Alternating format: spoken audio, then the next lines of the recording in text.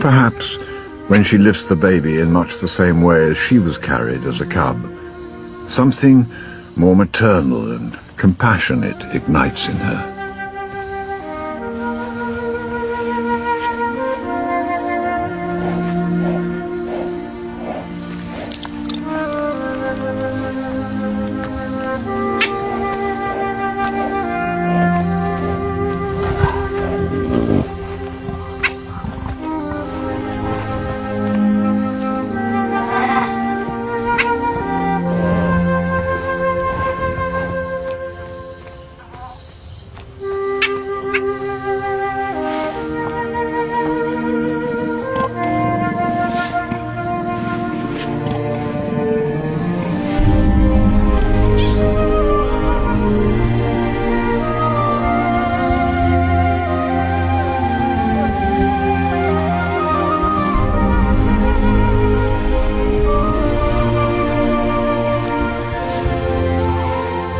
As the baby reaches out for the comfort of her fur,